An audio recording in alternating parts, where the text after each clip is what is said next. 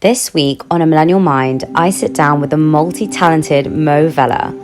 Moe was the first Hispanic man to serve 2 executive roles in the White House as senior advisor to President Joe Biden. He has made a lasting impact on so many people and has been featured in multiple articles and also written his own book. He has recently produced and starred in the show called Unicorn Hunters, which is a show that is hunting the next billion-dollar company and a platform that is revolutionizing the investment ecosystem. It is a huge honor for me to have this conversation with him. He has such a positive and infectious energy, and this is an episode I've really learned so much from. So let's get into it. So Mo.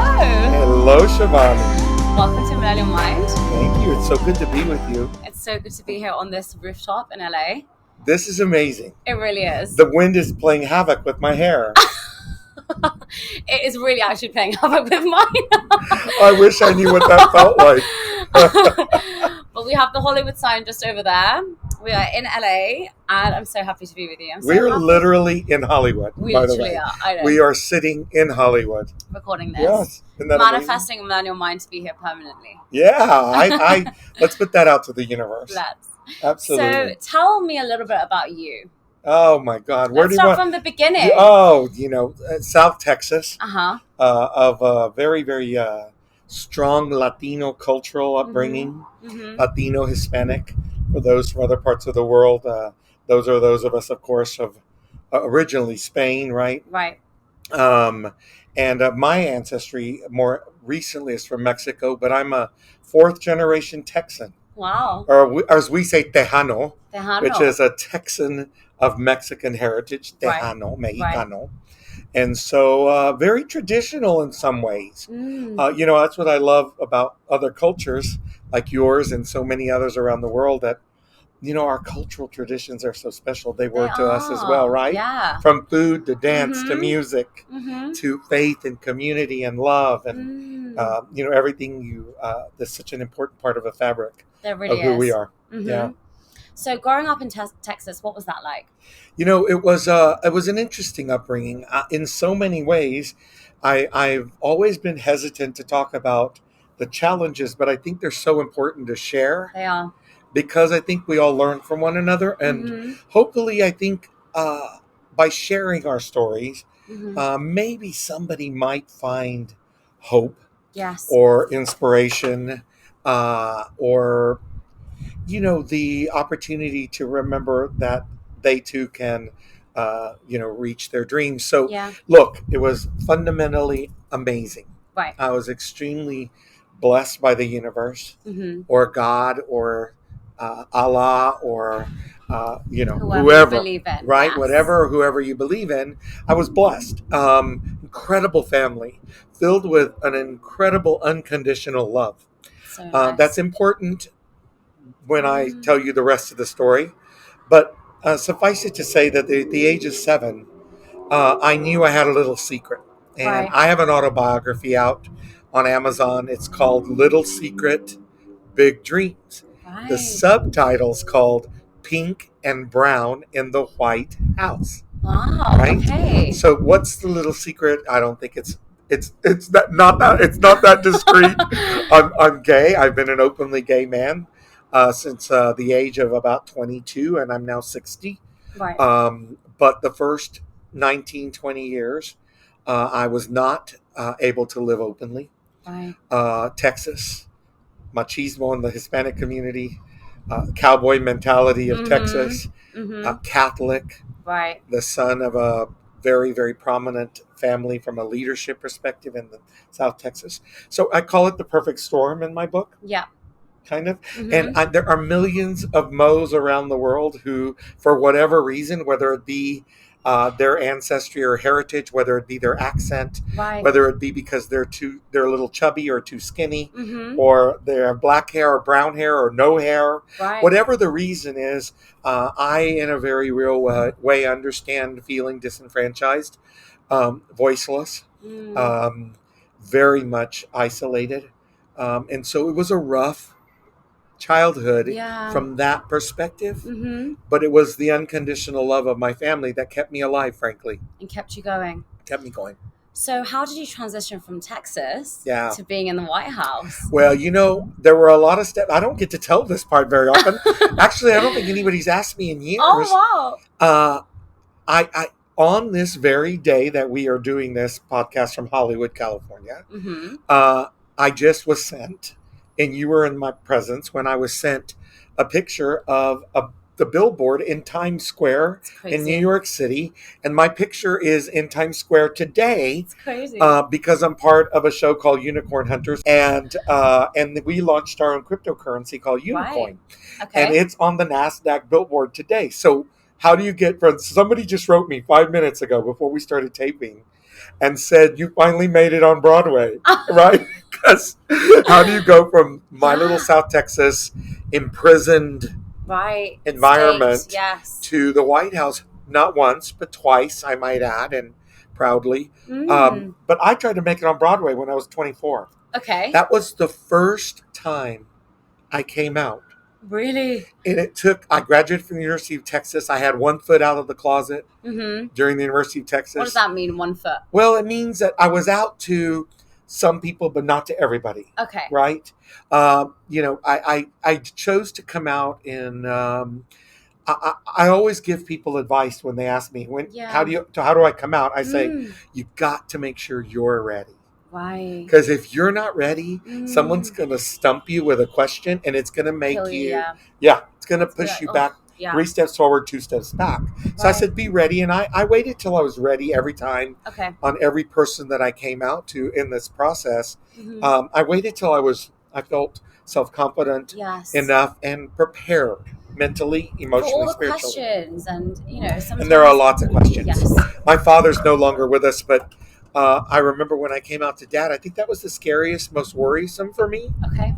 A Hispanic man of his generation, a war veteran, served in the United States military. And I was a little bit, a lot concerned. Right. Right. And, it was interesting. He was a judge and he was an attorney. And when I came out to him, he pondered. Right. And he got really silent. And I thought, oh, shoot. Right. Actually thought something a little worse than that, but for the podcast, it's oh shoot. And he looked at me, and his first question, Shivani, was, what's it like to kiss a man? Right. When you expected it was going to be like, how did you become this? What happened? What did we do wrong? That's always a question, actually, isn't it? And why is that? Why is it like, where did you learn this from? Yes. Why did you choose to be this way? Yes. What did we do that influenced you? Oh, yes. That's the big one. And I still think it's really dominant at the moment. You see, I have heard a lot of parents saying, like, don't let him watch that because he may learn it. Yeah. Why is that? I think it's because people are scared of what they don't know. I think we innately, as humans, we fear what we don't understand.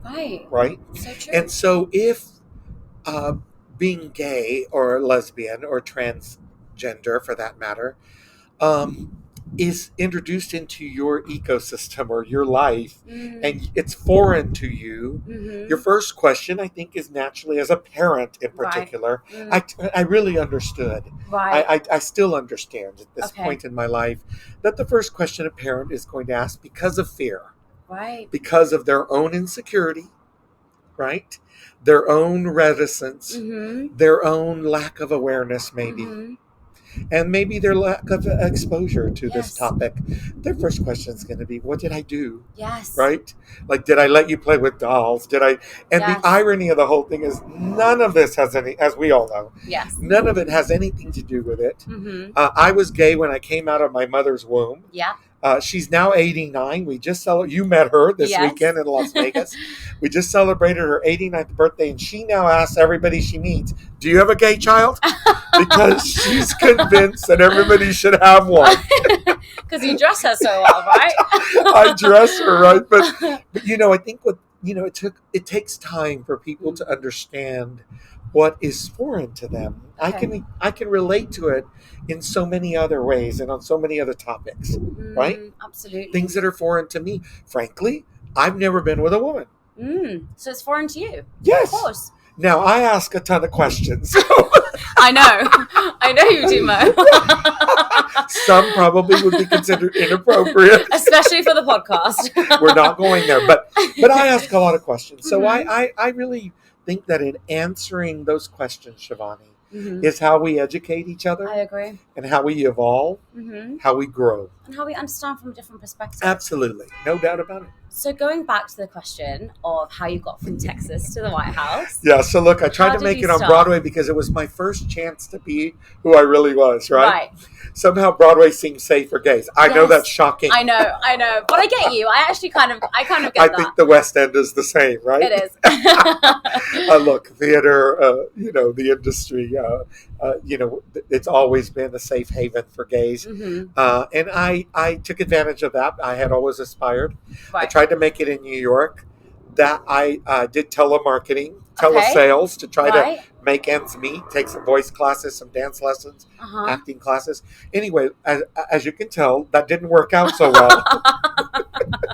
And so I went back home, went to law school. Because I'm the seventh lawyer in the family. Which is crazy. And it was, I kind of knew the whole time I was in law school that I wasn't going to really practice. But that was me. You too, right? That was me. I was like, I hate this. Yeah. I'm not good at it. Yeah. And it's just not natural for me. Yeah. Right? Yeah. I had to work really, really, Me really too. hard Me too. to just get by. Yeah. And, I just feel like, I don't know if you were an argumentative kid growing up, but I was. Like, I still kind of am. I'm always like, well, why? Tell me the reason. Well, I just feel I'm someone who really needs to understand the logic behind things. Yeah, me too. And, like, the rationale and the reasoning. And I think because of that, my parents were like, you should be a lawyer. Yeah, go lawyer, yeah. Be a lawyer.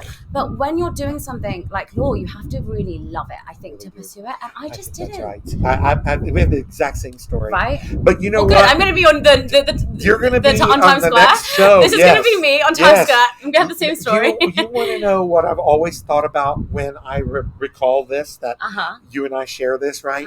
Is that, what do you call the last person in your law school class?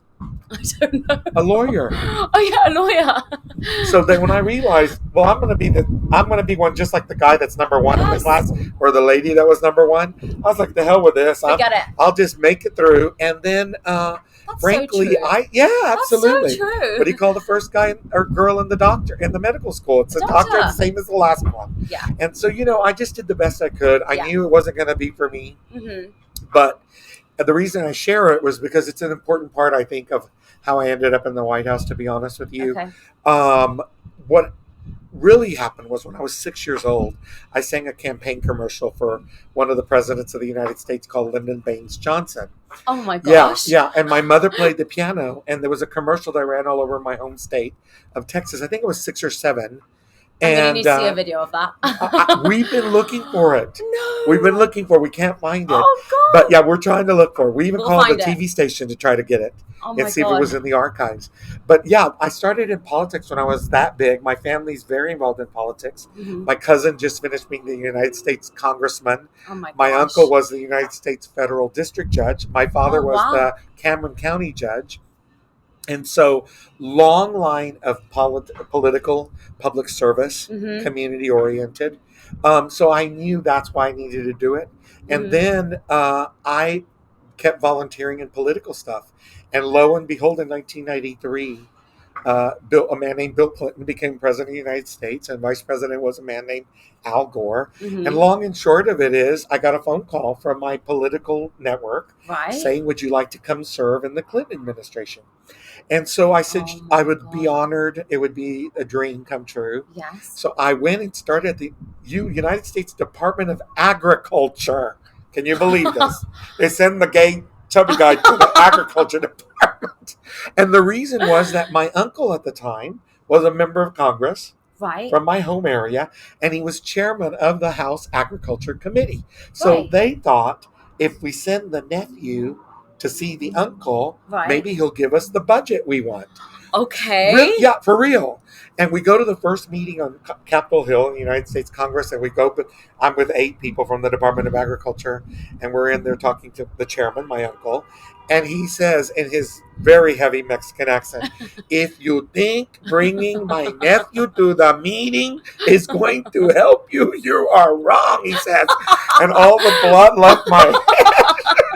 And You're I'm like, like, I'm going to get fired. I know, exactly. I'm going home. That was exactly my thought. I'm getting fired. Like I lasted 20 days or something in DC. And anyway, I didn't get fired. And then Okay. fast forward one night, a bunch of political colleagues that were all appointed at other agencies across the federal government, we all got together to have, some pints, as y'all would say, right? Pints. Right? Beer, right? And so we're throwing back some beer. And one young lady at that gathering says, my Aunt Patsy, now this was a woman named Patsy Thomason. She's a dear friend of mine to this day.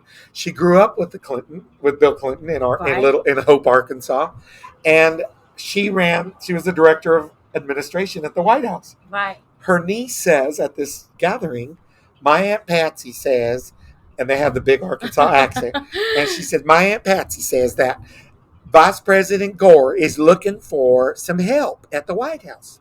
Right. They're looking for a lawyer type. You're like, that's me. And that's why I had to tell you the lawyer stuff, because I was drunk enough to say, I'm a lawyer type, right? And she said, well, send me your resume. Wow. And I got home at midnight that night. I was a little tipsy and had this extra little self-confidence for some reason because of the beer. Right. And I sent my resume. Next day, I get a phone call from the White House, from the chief of staff to the vice president of the United States. Right. Mr. Vela, can you come in tomorrow at such and such time? I'd like to interview you.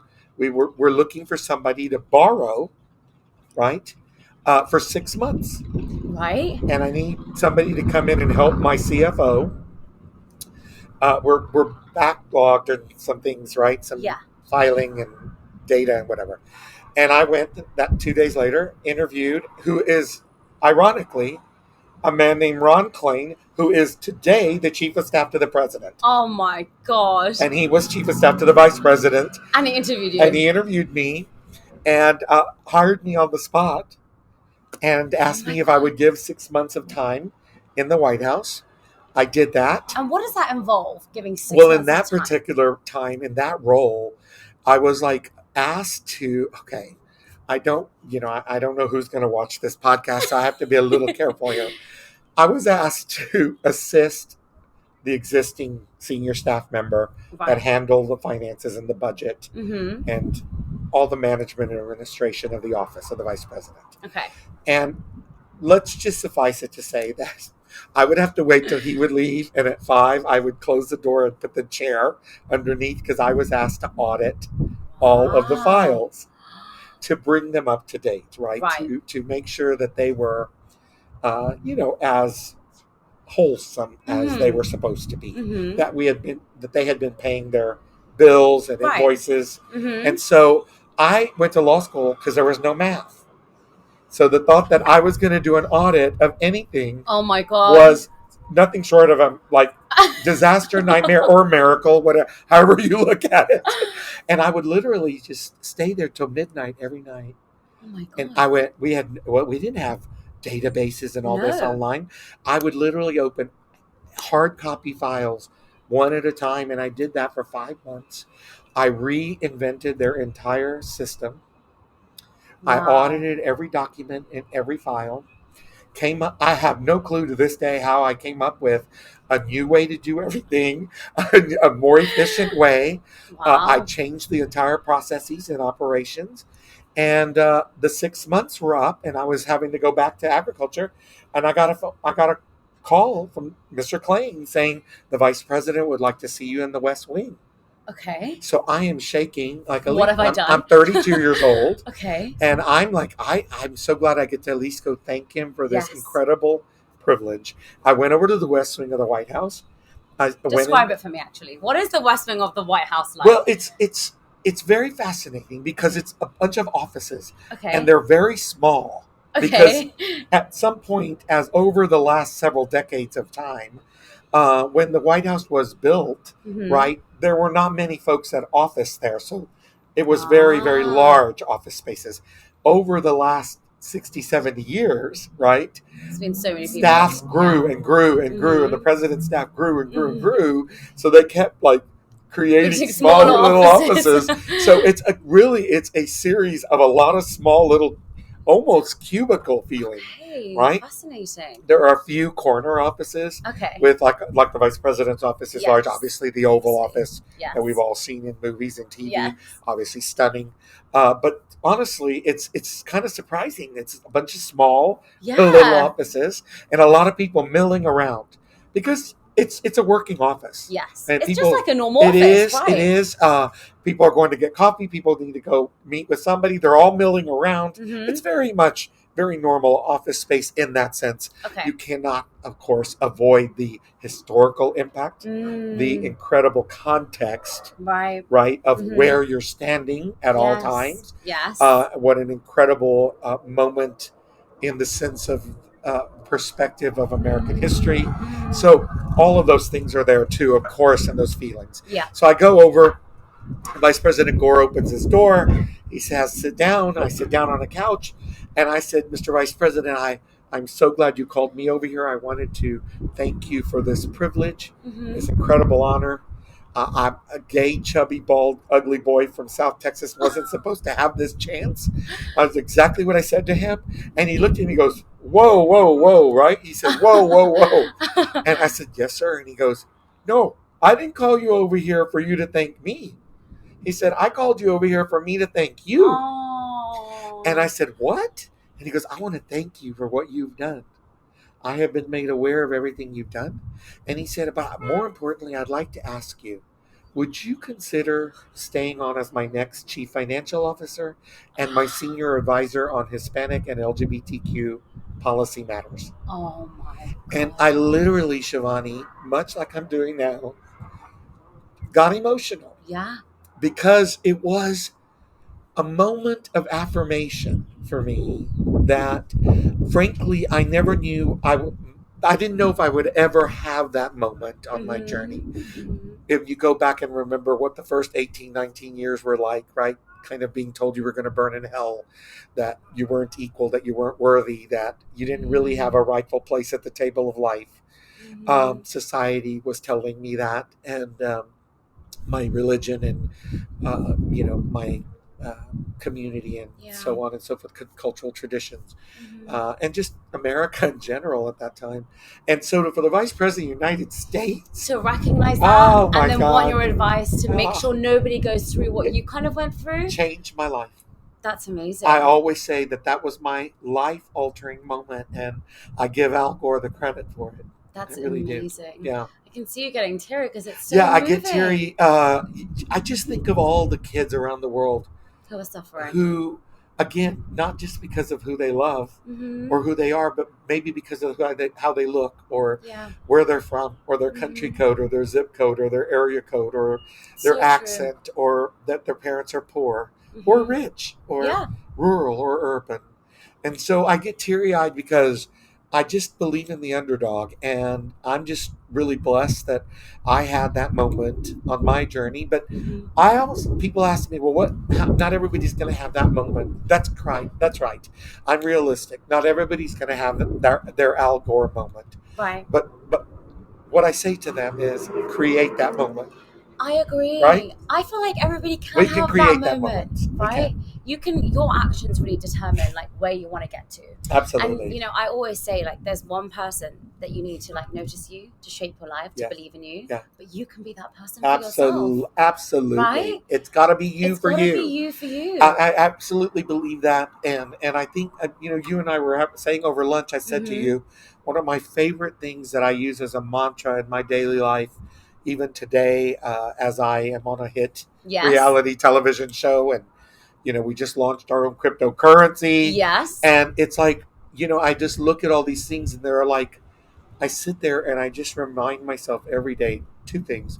One, live in gratitude. Yes. The fact that we just woke up. Yes. I'm just profoundly grateful. Right. Just grateful. Grateful to just be here with you. Yeah. Be present, be in this moment. By the way, moment, for all of you watching and listening, moment is spelled MOEMENT. But the other lesson that I've learned that I try to remind myself every day is that we have the power of choice. Right. We were talking about that at lunch, we just right? talked about that. The choice to decide that how we are going to react to what anybody says to us, Right. how anybody treats us, Mm-hmm. right? But back to what you just said, Mm-hmm. you make that choice You make it. that right. you are going to create that moment for yourself. That's a choice. So when you were going through this really hard time when you were younger, Yeah. how did you choose to not let those emotions override that moment, I guess?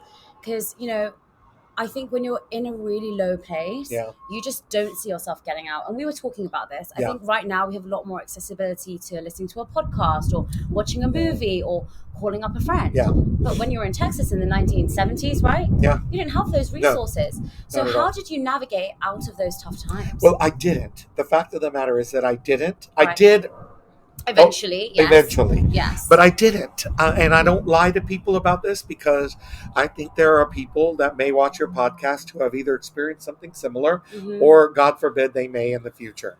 And so, look, I didn't. The fact of the matter is that I lived with this very severe anxiety from having this deep, dark secret, Mhm. right? And that anxiety was percolating and it was building and it was like a volcano. It was like lava in a volcano. Mhm. In fact, in my book, in my autobiography, I say in hindsight that it was like when my mother would drop me off at school, or my mom, My mom. it was as if she was throwing an island into the middle of the ocean. Right. That's what it felt like. Mhm. I felt like I was the only one with this secret. Right. I And didn't. no one got you. Nobody. Mhm. I couldn't say anything about it. I couldn't tell anybody about it. I couldn't express it. I couldn't live it. I couldn't be it. Right. So I was in this. I was in this prison. Mhm. I was shackled. My spirit was shackled, Mhm. and it resulted in an unfortunate diagnosis by our family pediatrician. Right. Because of the time period in the United States in the early 70s, where homosexuality was still viewed as a mental illness by the American Medical Association, our pediatrician / child psychiatrist Mhm. would never think about diagnosing anything to do with being Of gay. course. Gay wasn't even in our vernacular. He diagnosed separation anxiety. And he said the only cure was to take me and remove me from my family at the age of 11. And I'm very blessed because, honestly, I probably would say 50-50 chance that I would still be traumatized from that at this point in my life. I was just going to ask you, do you feel resentment towards your parents because of Oh that? my God, that's a great question. Very few people have the insight to ask that question. I don't. In my book, I write about this at length. Mm-hmm.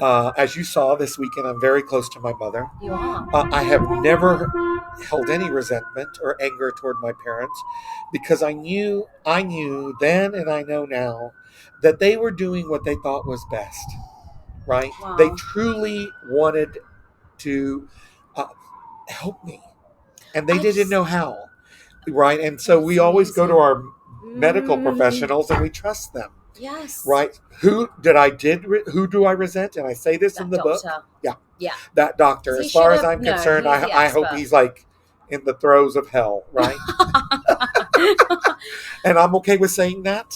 I'm not. I don't hold that resentment today, but hopefully he's burned. But it resulted in me being taken away from my family, sent away 6 hours to a mental hospital for children that shared a wing with adults. And every morning, Shivani, I would wake up and I'd come out of my door, 11 years old, mind you, and I'd look down at the end of the hallway and I'd see adults getting electric shock treatment. Oh my gosh. At 11. At 11. That's crazy. Well, it could have damaged me forever. Could have ruined Right. my entire journey. And I think it's amazing that you don't have any resentment towards your parents. I really don't. I feel that's a really interesting topic now because I think especially in our generation, there is a difference in what we think we should do and what our parents think we should do. Yeah. I guess that's with every generation, but ours especially because so much has changed for millennials, right? Yeah. Like the internet has come out. We have more access to everything. Information. And so much information, everything. So it's really interesting that in that moment when you're 11 years old, you have that level of empathy and understanding to think they're doing the right thing for me. Why did you feel that? I don't know. Honestly, I have to think that a lot of it had to do with our culture. Mm-hmm. Right? Latinos tend to be, we wear our heart on our sleeve. We tend to be disproportionately compassionate, I think. Yeah. Warm, Yes. you And know. it comes down to the unconditional love you said, right? Absolutely. That's all I was shown. Right. So when they did that, it could never have meant that they were doing it to hurt No, you. You were just like, this is how they love me. No, and they would have never done it to try to change me either. Right. I really believe love that. that. I believe that with every ounce of my being. Mhm. And look, you asked how'd you deal with all those emotions. I do want to make sure we tell the entire story here. Yeah. By the time I was 17, I got to a very conflicted point in my life where I had become an all-star football player. I was a very, very, very successful athlete. Right. I did everything a Texas boy is supposed to do. I went hunting and fishing. And as I said to you at lunch, I loved it all. That was the irony. And I was good at it all, which is crazy. But I loved it all. But the locker room became too difficult, not from a sexual perspective, Right. from my secret was just, it was such a reminder every millisecond of time, right, of my secret. And I just thought I was at a breaking point. Right. And so I quit football. And 4 football players turned on me the next morning, the very next morning after I quit. They had been my friends since I was a child. And they started calling me a faggot. For the Brits, that's a poof, Yeah, right? it's horrible, Tom. Between my classes, in the hallways, for all of my fellow students to hear. And this occurred in my life for 6 months. So And tough. I just finally broke. Yeah. And at this about 6 months, I was 17. I went home to our hunting cabinet, pulled out one of my father's pistols, and I went to the garage, put the pistol to my head, and I realized that I thought at that point it would just be easier to just maybe let's just end this one and hopefully I just start another journey, right? I think that's kind of the way I was thinking. And I had a moment of clarity. Right. It saved my life. I'm not suggesting everyone will have that moment of clarity at that moment, but I did, and I feel blessed for it. I just thought to myself, if I pull this trigger, I won't know why I was put here. I don't know who put me here. Yeah. But I won't know why. And I just decided, maybe it was selfish, I guess. Yeah. I'm gonna figure But out. I want to stay here and find why the heck I was put on here, right? And then went on to make American history. You did. Right, with 2 tenures in the White House. As the first Hispanic. First Hispanic and first gay American to serve twice in the White House. I did have the privilege of returning back to be Deputy Chief of Staff of Management for then Vice President Joe Biden, who's currently our president. And I fell in love with the Biden family, and they're very dear and close to me to this day. It was a privilege to serve my country a second time, to serve with him and so many amazing colleagues. And then here I am. Here we are in Hollywood, right? And I guess I was quoted in an LGBT newspaper about 6 months ago, right? Interviewed about the show Unicorn Hunters that I co-created and co-executive produced and co-star in. And I think I was quoted as saying, "Have you ever met a gay man who didn't come out of his mother's womb looking for a camera?" So Hollywood for me is like the culmination of it's like camera, lights, camera, action, right? Absolutely. And it's the last dream. It literally is it was my last dream. And you're living it. And I'm loving every minute of it.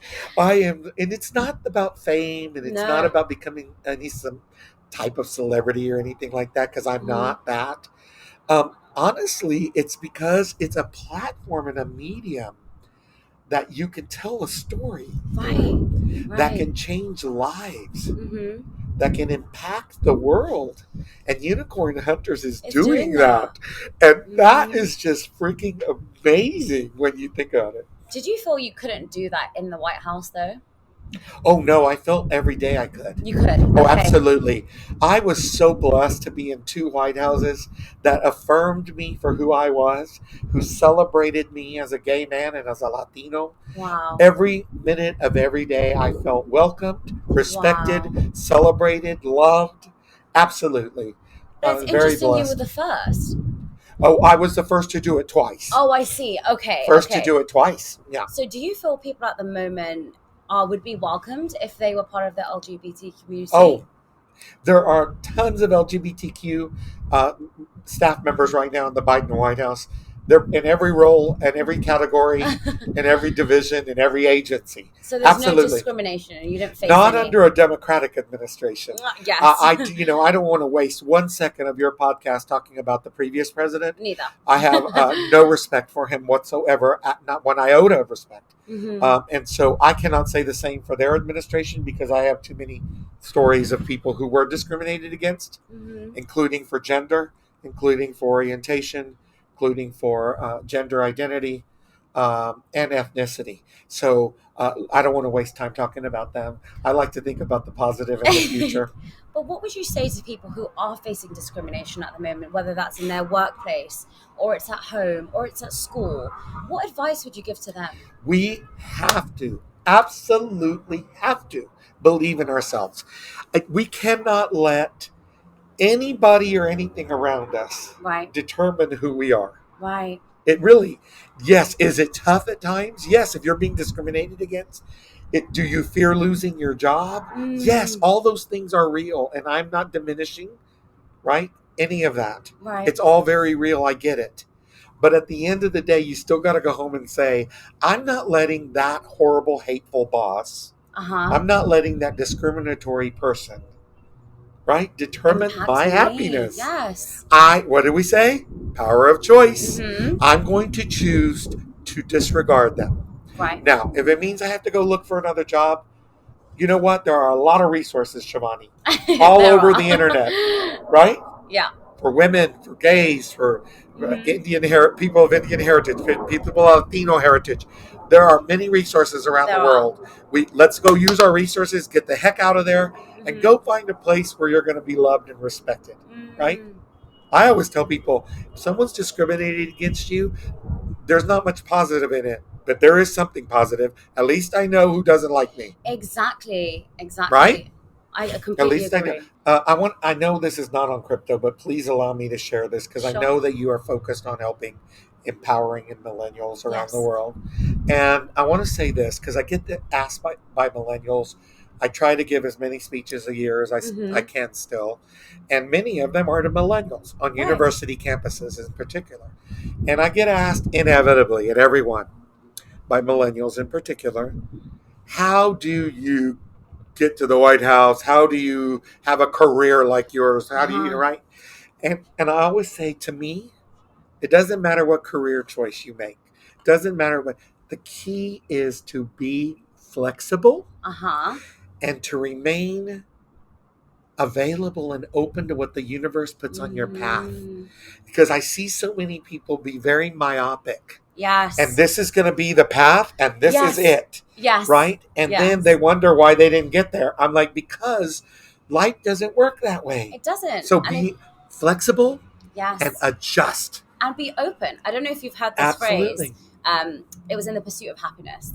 Yeah. And Will Smith's son says to him, he tells him a story. He says, this guy was in a desert. And he said, I don't need anyone to save me because God is going to save me. So someone comes along and says, hey, do you want some water? And he goes, no, I don't need you to save me. God is going to save me. Right. Someone else comes along with a car and he's like, do you need a ride? And he's like, nope, I don't need you. God is going to save me. So he dies. Yeah. Goes to heaven. And he says to God, why didn't you save me? He's like, I sent you 2 people. But you were so focused on only God is going to save me. You didn't see that the other people were actually there to help you. Yes. And that's the story, right? It's like we often don't see the other opportunities that are happening. And I truly believe in the power of manifestation. There is a word and I am embarrassed that I don't know whether it's Hebrew or Yiddish. Okay. But it is my second favorite word ever. What is it? My first favorite word is love. My second favorite word is beshert. And it's Beshert. I believe there might be an E on the end. Okay. Beshert means when it was meant to be. Mm-hmm. Those 2 people in your story example you just gave were meant to be put on his path. Yes, to help him. He wasn't open and he wasn't being aware, right? And so to me, it's about being open. right? Open to what is it? Where's my next Bashert moment? That's Yes. what I say every day. Yes. I say like when Nick came on the show, right? On Unicorn Hunters, that to me was a Bashert moment, right? Because I knew that I was meeting a new little young brother, right? Yeah. And we become very close friends, right? Yes. And I have the privilege of being on his board of directors. And then look, that Bashert moment led to the Bashert moment of meeting you, right?